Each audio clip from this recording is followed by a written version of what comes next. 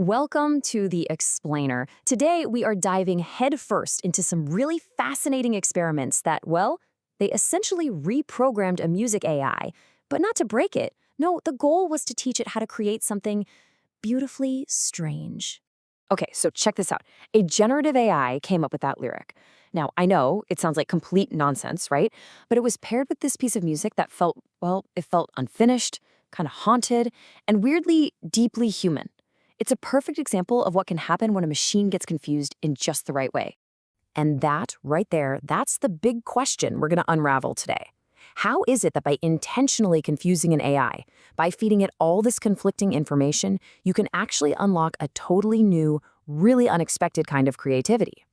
So let's start with the artifact itself, this strange song. It doesn't sound like a finished, polished track at all. It honestly sounds more like a demo tape that was being recorded right at the moment the studio lost power, you know? It's just left hanging in this state of beautiful incompletion. So how on earth was this thing made? Well, the cause of this beautiful failure isn't some bug in the code, not at all. It's a very deliberate feature. It's actually a recipe, one that's specifically designed for creative chaos. So, how do you do it? Well, the trick isn't to give the AI a bunch of negative commands like don't use beats or no melody. Instead, the goal is to give it way too many conflicting instructions all at once until it doesn't know which one's supposed to be in charge. You literally flood the system with dozens of perfectly valid but often totally contradictory centers of gravity. I mean, just look at this list. You've got upbeat power pop fighting with atmospheric ambient drone. You've got the super aggressive, high-energy beat of ghetto house clashing with the quiet, dissolving nature of slowcore. The AI can't possibly pick a winner, so it's forced to invent something totally new in the middle. And this is where it gets really interesting. Look at the contrast here. If you give an AI a standard, simple prompt, you're probably going to get a standard, kind of generic result. The AI is confident, it knows what you want, but a prompt that argues with itself, that forces the AI into this state of uncertainty. And that argument, that internal tension, that becomes the actual atmosphere of the music. Now, you'd think all this engineered chaos would just cause the system to crash, right? But it doesn't. Instead, it pushes the AI into this unique and surprisingly stable creative state. It's like a productive confusion. And this is what the experiment managed to achieve, something called a liminal production state. It means the song just exists in this stable instability, kind of hovering in this uncanny middle zone.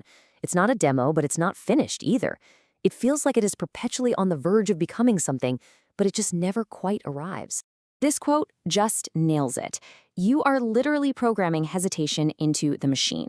And what's so amazing is that we as humans perceive this AI hesitation as something deeply familiar to us. We hear emotion, we hear memory, we hear vulnerability.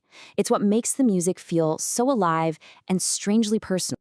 So how is this state of beautiful stalling actually engineered? I mean, this isn't just random chaos. There are 4 key mechanics at play that are used to push the model into this very specific, dreamlike state. Okay, so these are the 4 pillars of the whole process. First, we're going to see how you can trap the AI in this loop of just beginnings. Second, how to create motion that doesn't actually go anywhere. Third, how to use lyrics to basically signal incompleteness. And finally, how to make the AI circle a concept instead of ever finishing it. Let's break them down. First off, you stack what are called starter genres. Now, think about it. Genres like power pop or new disco, they're basically intro engines, right? Their whole musical DNA is about starting a song with a bang. So when you pile a bunch of them together, the AI just keeps trying to start the song over and over and over. It never actually gets past the beginning. Second, you braid together rhythmic opposites. So on one side, you have these genres that are built on a powerful, relentless beat. Think drum and bass. And on the other side, you have genres that actively try to dissolve rhythm into just a wash of sound, like ambient drone. You're basically telling the AI to build a beat and erase that same beat all at the same time. And the result of this rhythmic tug-of-war is this amazing feeling of motion without commitment. The beat can never fully form, but it can't completely disappear either. It creates this incredible tension, this feeling like you're just pacing back and forth in a locked room. Now, the third technique is to use the lyrics themselves as a kind of fault injection. A tiny, incomplete phrase like it's all is the key. The AI doesn't see that as a mistake or a typo. It interprets it as a thought being cut off mid-breath. And this makes the model treat the entire song as an unfinished thought, not just that one lyric. And finally, number 4, you create semantic loops. By repeating related genres, like telling the AI pop, and then pop rock, then power pop, you force the AI to just circle around a core idea instead of ever progressing. This creates that uncanny, dreamlike feeling, where the song seems like it's lost in thought rather than marching toward a conclusion. So what's the big takeaway here? Well, this whole process, it represents a huge shift in how we interact with these tools. It's not about breaking a system anymore, it's about learning how to collaborate with it, how to conduct it.